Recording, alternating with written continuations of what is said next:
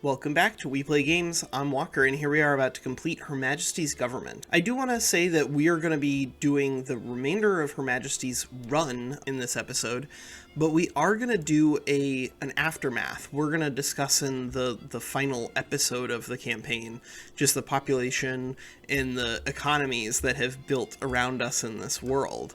Because we have been on economic imperialism mode basically the entire game, and it's done some interesting things to the populations of the countries that are under our thumb, to say the very least. So we will definitely do a full episode just discussing that. But for now, let's just see the remainder of Queen Victoria's reign. She is 69 years old and has kidney stones, so chances are pretty good she's not going to last forever. But we are dealing with a couple of local rebellions at the moment, as well as this civil war in Prussia. I mean, do have a truce with the United States until basically the end of this war, so our next war might be absorbing a vassal, or it might be beating up the United States, because I would very much like to liberate Texas and California and Mexico. Meanwhile, in Prussia, it looks like the French are defeating Radical Prussia. It's some really lopsided numbers here. Holy cow. Oh, of course, the troops in Radical Prussia are having some serious input good shortages, so we'll see who ends up on top.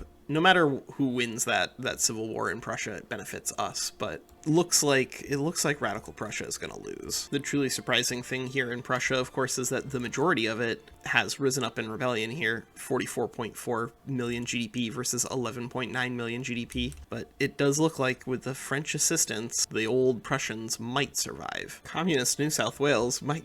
Jesus Christ, guys. Alright, if we end up with time to annex New South Wales into our territory, we will. But in the meantime, we've got this ticking Diplo play against New South Wales. We can't annex any of our current puppets, our current protectorates. Belarus is offering us an obligation for a defensive pact, but I think that's going to work to our benefit here, because that'll let us just pull them into our customs union. Our poor troops have been on basically full mobilization for I don't know how long, but it's just because we keep getting these little rebellions here. All right, let's see who ended up winning.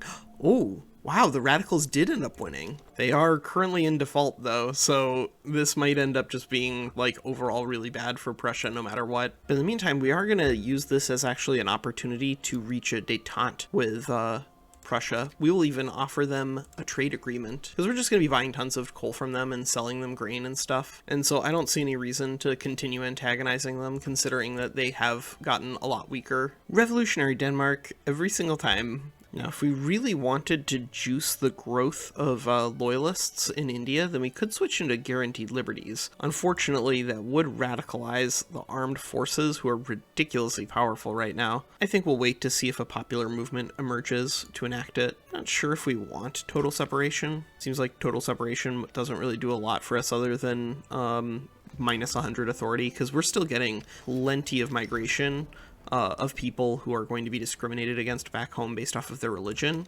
because we're tolerating them based off of culture. And so they're going to be eventually incorporated into, air quotes, the correct religion. Portuguese peasant revolt. No, peasants. Her Majesty is eager to be done with these revolts in our territory, because the moment that we find one, like just a moment where we aren't in a war, we're going to attack the United States and liberate Mexico, California, and Texas. We shall see.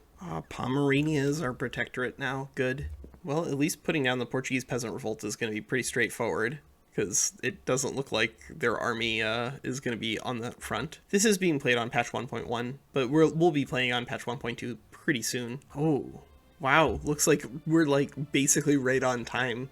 There's a peasant revolt in California going on over here. I mean, we could just literally back them. It wouldn't allow us to add a whole bunch of extra demands on the USA, but it would allow us to circumvent this current problem. I just don't know if we want to do it for just California, though. We'll see what California Peasant Revolt offers us. Because if I'm being honest, right now California is not nearly the prize that Mexico is, and so I think I'd rather be involved in a war with the US with that as our primary goal. If not, then the moment that this war with Portugal is over, we can declare our own separate war to release Mexico. Siam is demanding we end their protectorate status. I don't think so. But we have managed to find ourselves in a brief period of peace here, which makes me think that it is time to liberate Mexico. Her Majesty's government is going to use this as an opportunity to definitely secure independence for Mexico at the very least, because that is our primary war goal, and then the secondary stuff is just how badly can we beat up the Yanks. And there we go, the US has backed down.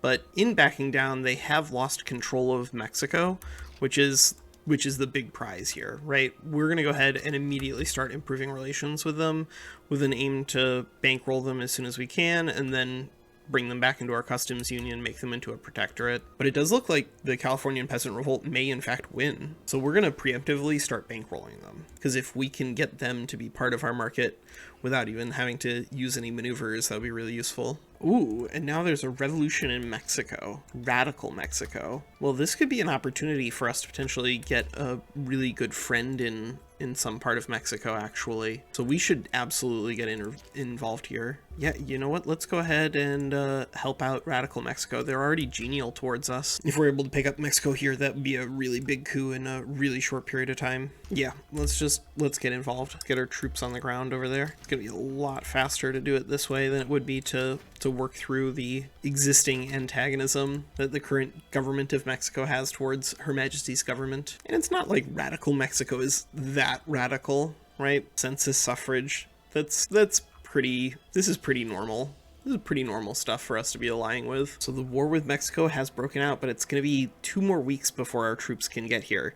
And so the question is going to be, can our radical allies hold out for those 2 weeks while the British troops arrive? It looks like indeed we will pretty easily clean up here. And with this new government in charge, I think we're going to have a much easier time establishing diplomatic relations. Just as we drew it up, California has actually won its independence here. So we are bankrolling them and trying to improve our relations that way. And wow, that would be a pretty serious blow to the US. Lithuania has joined our customs union. Yeah, our government has definitely favored the right people here. We can even go ahead and take on debt and then immediately get rid of that for a nice little relations bonus. And now we could even we can propose a trade agreement with Radical Mexico right away. And now Mexico will accept our offer to join our customs union, and they're not even in protect our borders. So the next obligation that we get on Mexico should allow us to create a Mexican protectorate. So no more stealing it back. It is kind of embarrassing that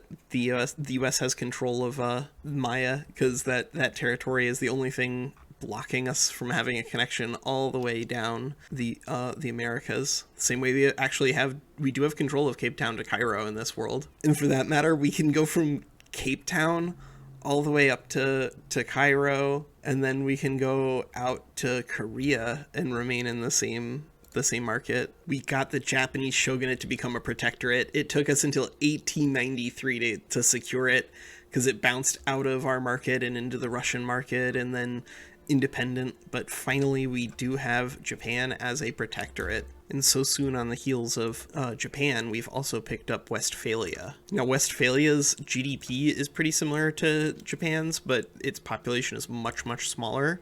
And so Westphalia is going to operate more like a continental Singapore for us than anything else. But that's going to be a really useful thing, because it's going to still help balance out costs for us. We want to make sure that everything that we build is as profitable as possible. Well, in order for us to bring Denmark and the Netherlands even closer under home control, we are going to need to reduce both of them to puppets, and they've had enough instability recently that I feel fine doing that. So let's start first with the Netherlands, and I'm hoping that by just mobilizing troops and sending them to the border right away that we can encourage the Dutch to simply capitulate. Well, it sure looks like the Dutch are gonna fight this. Unfortunate for the Dutch. Radical Westphalia has broken out. Alright, not this time. Last time we had a friendly Westphalia, we didn't send enough troops to support them, and then they got annexed, and then it took us another decade to get the new government to like us again. So we are gonna send as many troops as we can. Alright, so the Netherlands did indeed back down. Alright. You know what? We've sided with the Iron Confederacy once before. We could do it again. I would not hate doing that. To get him out of this border. It's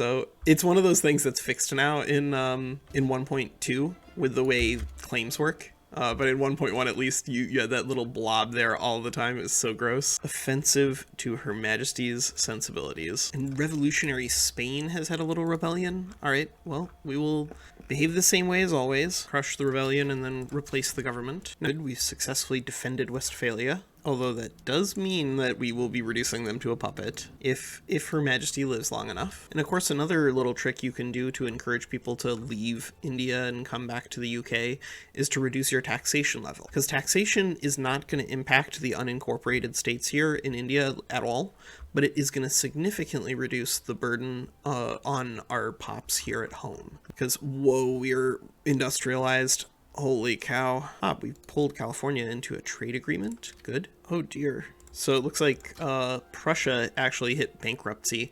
So if we can find a way to bankroll them and buy them into our market in a customs union, that might be all we need to get Germany under our thumb. Russia has also dropped down to a major power, although I'm not really sure how we'd actually utilize a Russian protectorate. Also, it's part of the Austrians, the Austrian customs union. Wow, the Austro-Hungarian market is actually pretty big. It might be necessary for us to finally fight the Habsburgs. 1895. I think that's okay. I think it's time that Her Majesty's government liberate Finland here. And by starting this war to liberate Finland, we're really hoping that we pull Austria-Hungary in, because I think we're ready to fight Austria-Hungary. So we won't spend all of our maneuvers right away. All right, there it is. Austria-Hungary has sided with Russia. All right, so we set up some pretty serious punitive war goals here, liberating Bohemia, Hungary, Georgia, and Azerbaijan. We'll see if Russia backs down. We will do our best to not scare them into that position.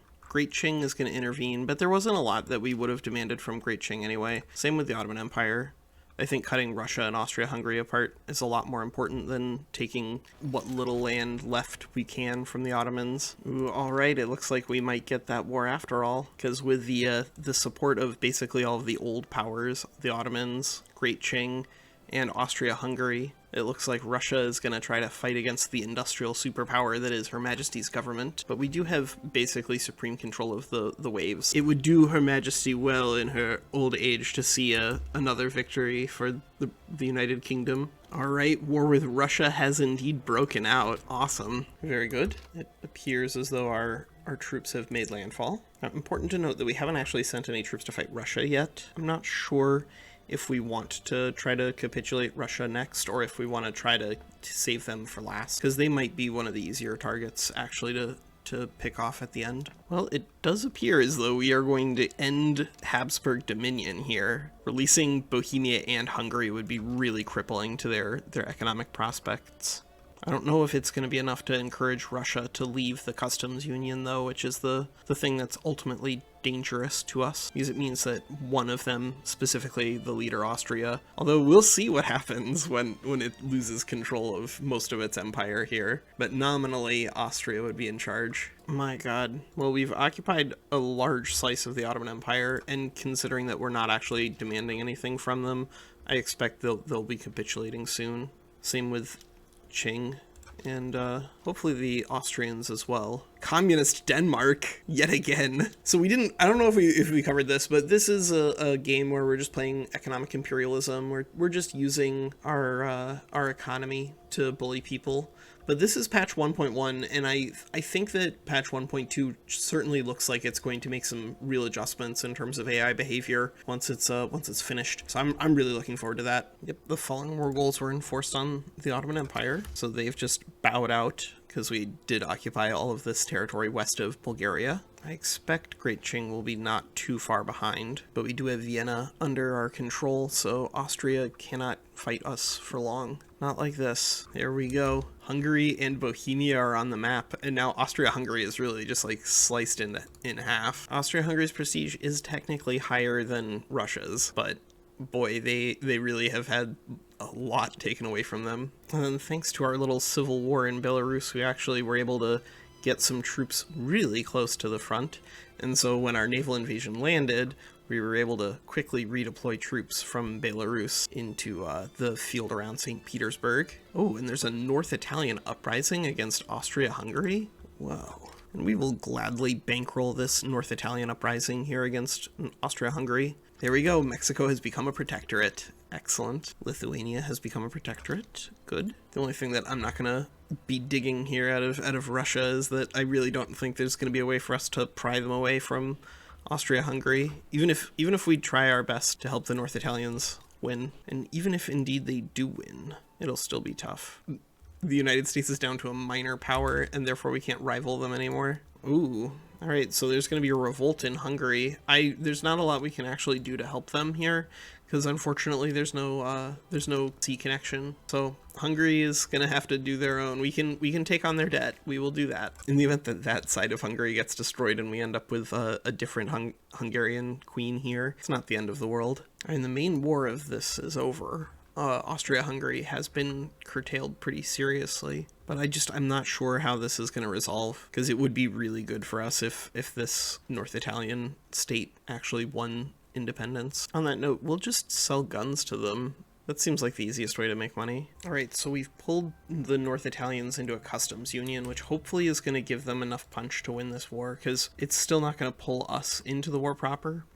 But we are going to be bankrolling them, and we'll buy their debt whenever it's available. But they are struggling. Yeah, unfortunately.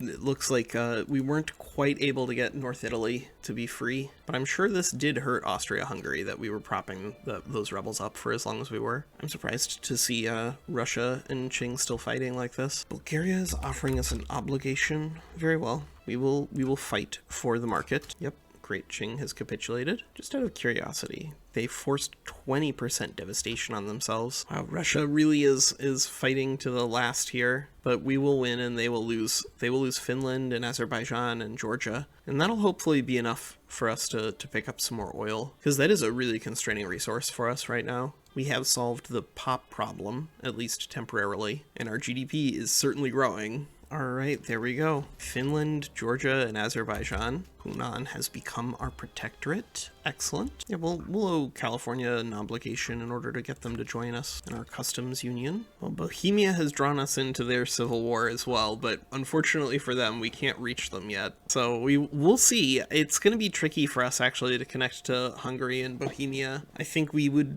have to fight another war with Austria-Hungary and probably with Russia as well. So somehow all of our troops did manage to bounce over here.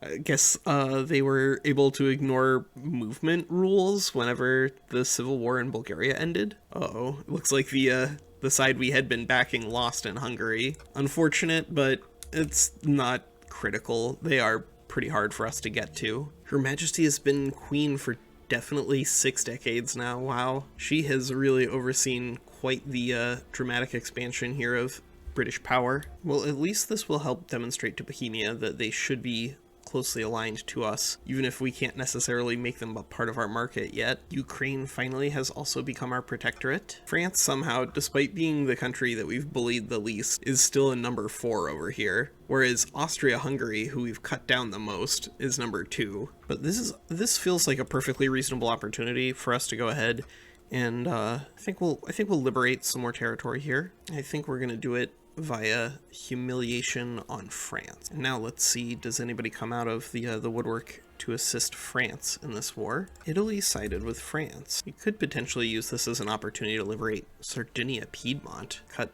Italy back down to size, and Austria-Hungary has sided with France. All right, well, we will liberate, if we liberate Galicia here and we incorporate that into our market, then we can actually incorporate Bohemia and Hungary into our market as well. All right, good. We've got a plan. French Austro-Hungarian rivalry has ended. Well, I imagine it probably has. All right, war is indeed breaking out with France here. So I think we're gonna do the same thing that we do here, and we're gonna go ahead and try to take Italy out of the fight. Oh, and just like that, Her Majesty has indeed died. And now we have Frederick of Hanover as our new monarch. But he is inheriting an empire that really is kind of uncontestable here in Victoria 3. I think this is the sort of empire that I don't know if we should be expecting to be able to build consistently once the AI catches up. But we are going to go through and do a denouement and just kind of like look at all of the weird things that have happened in game in terms of like the population of certain countries. Like, oh boy, Spain got drained to nothing. There are literally 60,000 people living in Norway right now. And so that's going to be the last episode of Her Majesty's Government. We won't unpause at all. We'll just look at the demographics here in the game. And so if you have any questions about the demographics, then go ahead and leave them in the comments. I'm gonna wait a couple of days before we film that, but then that'll be the last of 1.1 content. From here on out on the channel, we're gonna be playing on 1.2 because I really think that 1.2 is a very promising step in the right direction. So look forward to a lot of Victoria 3 content starting in February. But if you have any questions about the state of the world, then post them down below.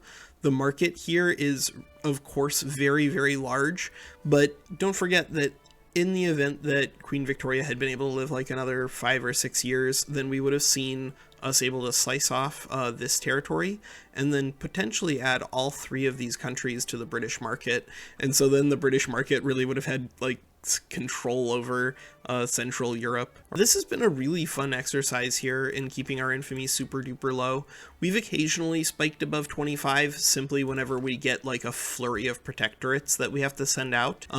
But if you're like actually annexing your protectorates in an appropriate fashion rather than waiting for them to have rebellions, then you can keep your influence very, very high and just paint the map using obligations, bankrolling, and well-placed wars of liberation. But I hope you had a really fun time with Her Majesty's Government. I sure did. It was a really wild and different kind of game.